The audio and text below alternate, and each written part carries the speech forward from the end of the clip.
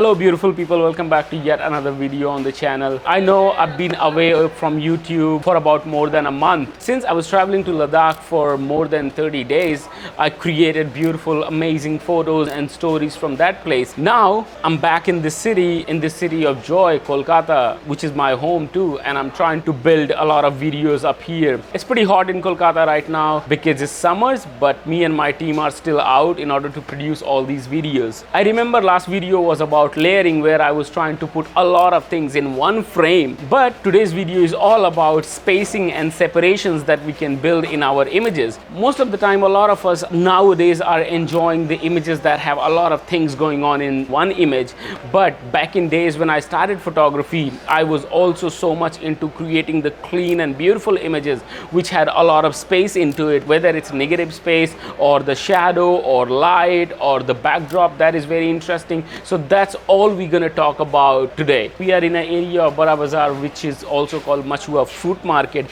which is the biggest wholesale fruit market from Kolkata. A lot of the people who come to Kolkata in order to photograph should know about this place, and as we haven't had covered this space, I was trying to build this video up here. Let's see and explore this place in order to get some cool photos.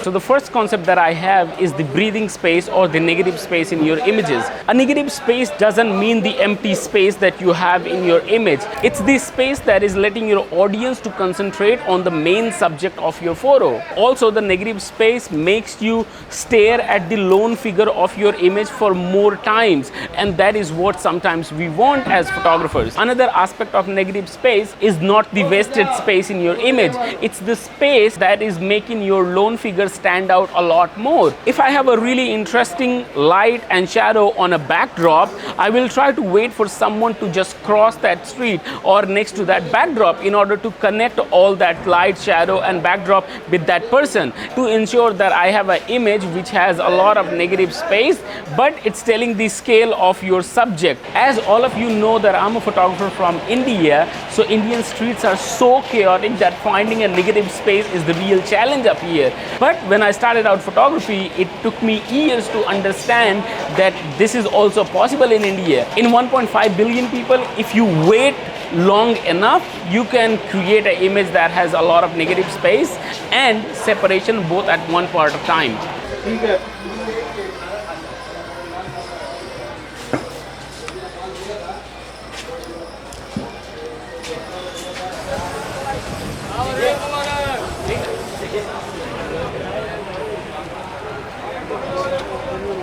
Okay, so I can see all these mango boxes up here.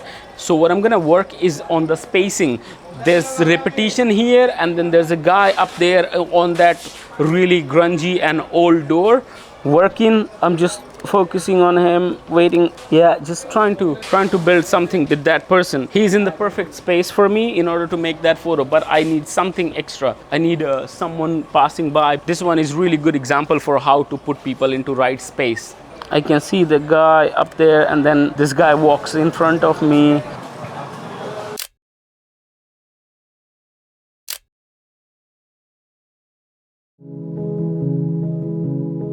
Hello beautiful people. For over many years I've walked on the streets of Kolkata in order to photograph my own people in the most dignified manner. A set of my images got selected as finalist in Hasselblad Masters Awards 2026 in street category. The winner of this competition is going to be announced through public voting and jury, of course. If any of these images ever did anything to you emotionally or visually, I would really appreciate you to head to the link in my bio and go to street category and rate my images anywhere from 1 star to 5 star. I would be very grateful, and I'll really appreciate if I can get 5 star from you guys. This is what I've built over the years, and this is the time I'm asking for the support. It'll be really amazing if we can win this. Thank you so much. I'm looking forward to it.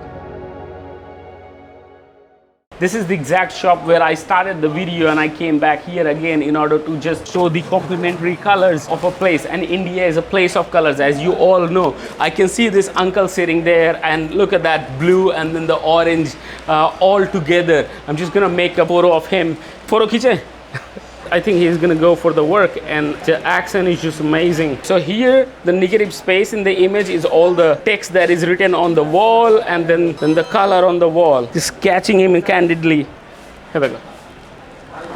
वो आपका ये और ये लुंगी इस दीवार के सामने बहुत अच्छा लग रहा है, इसलिए बोला।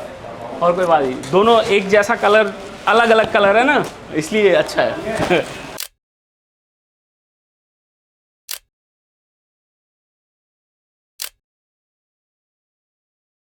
So the next thing is, how do we find negative space in a busy street?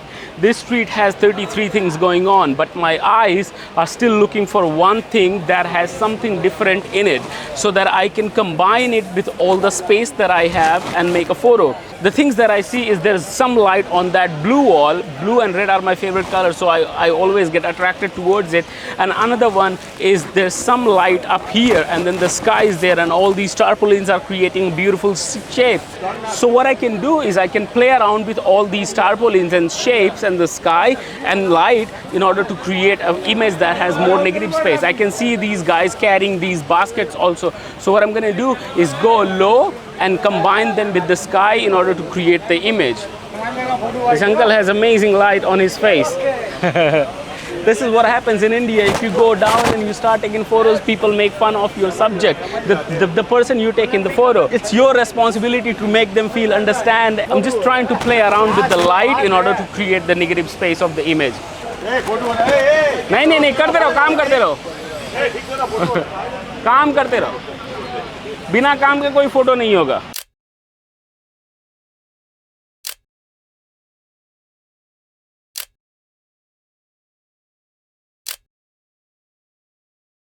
Every time you are on a street, try to find out the things that inspire you. For me, light and shadows, blue and red, someone doing something, these things inspire me.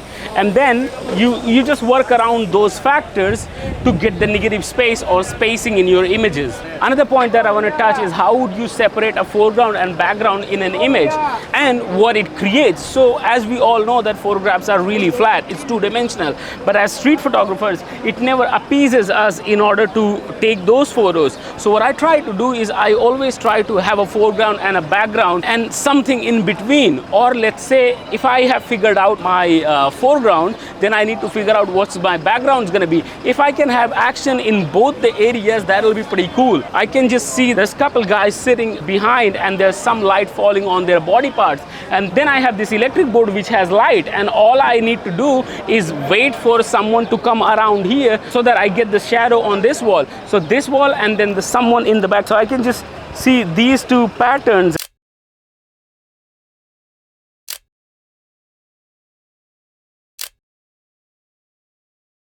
Let's touch down to the another point. How do we use distance in order to create depth in our images? I come to this market quite often and I see that police uncle here doing his duty most of the time. So what I try to do is I don't try to disturb him, but I will just keep on observing him in order to see how I can create an image that speaks to me or that is a little bit valuable. So what I'm going to do is wait patiently and take a photo of him with slower shutter speed, because I can see a lot of the buses and taxis moving in front of him. That will create a little bit of depth and more emotion and probably a little bit more context in my image. If you come to Kolkata, you can't get enough of these yellow taxis. They are just amazing. You can see that uncle working really hard and his body posture is really amazing. The hand movement and the buses going front, going from the back just makes everything worth it. And there's a yellow taxi also up there. I'm just gonna run and shoot. In streets, all you gotta do is be really fast, have patience, and also just be aware of the distance that you are in with the subject.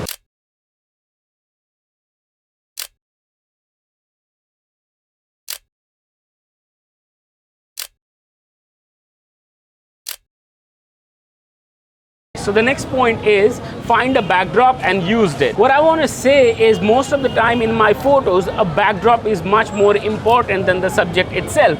Or let's say you see a background which has an amazing color, amazing text on it, or a window or some sort of shadows. You need to stop, observe, and try to think of making an image. I've always been a huge fan of hand painted signboards or any painting that has been made on the wall. I see this wall all the time and I love this political sign which is up there. So what I'm going to do is wait here and look for someone to walk around it or something interesting to happen in front of it in order to make the photo. And what I want to say is this backdrop is not the photo itself, but it is everything that is required to make an interesting photo. So this could be a really nice starting point for your image. Luckily, there's some light on this wall and that just makes it a lot more interesting.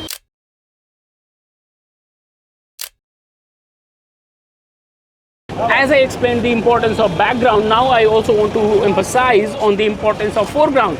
We can use foreground in order to create a lot of depth in our images. So that backdrop is really nice. So that is my starting point. And I created a really clean image with a little bit of space into it. So now what I'm going to do is stay around here and use this car as my frame to build the image that I want to build, and use this car as my foreground to create the depth that I want in my image. Let's say by stepping few steps back from that wall, I have so much space now to work around and to put so many people into my frame into different spaces.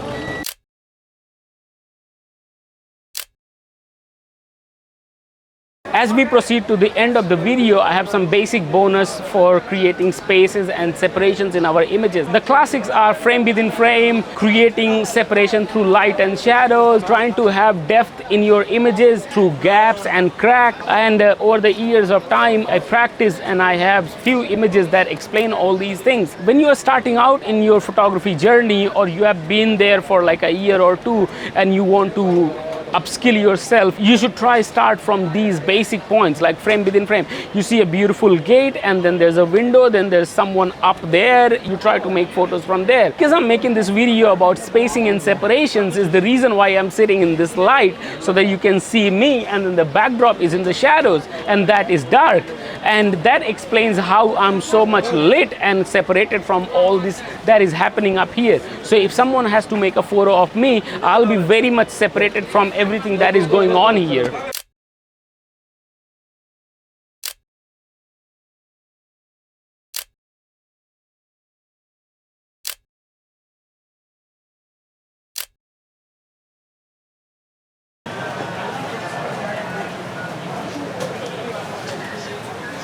So we are in the final segment of the video and I'm about to end the discussion here. But to summarize the video, I just want to ask myself this question, or to all of you this question: what are we really trying to learn by doing separation and spacing? For me, I'm trying to learn editing on the street. I'm trying to learn how to give my subject, or the most important factor of my image, the dignity or the respect that it deserves in that image.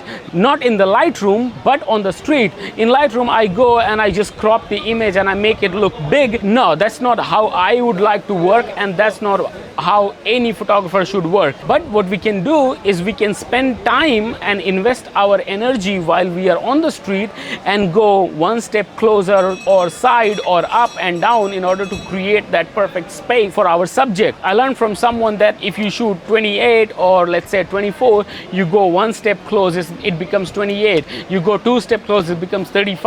You go five steps close, it becomes like 75 mm or 50 mm. So through this video and episode, what I'm trying to say is to move and work around your frame and work around the spacing in your frame in order to make your subjects look much more visible.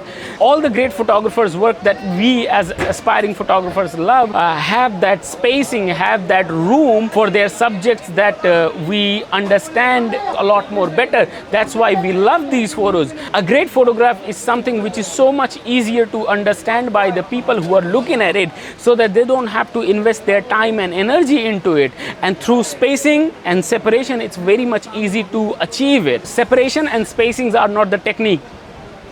Yeah, of course they are, but they are also a form of respect that you give to your subject. By creating a perfect separation and spacing, you tell your subjects that you are worth the frame.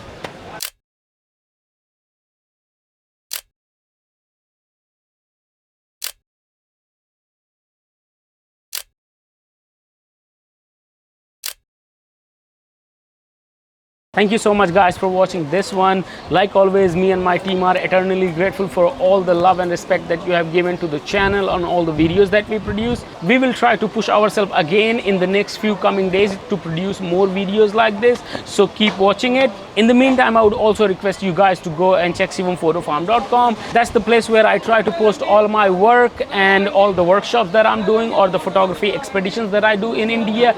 My calendar for 2027 is also live. You can check it out, and I would love to have you guys on one of the trips that I curate.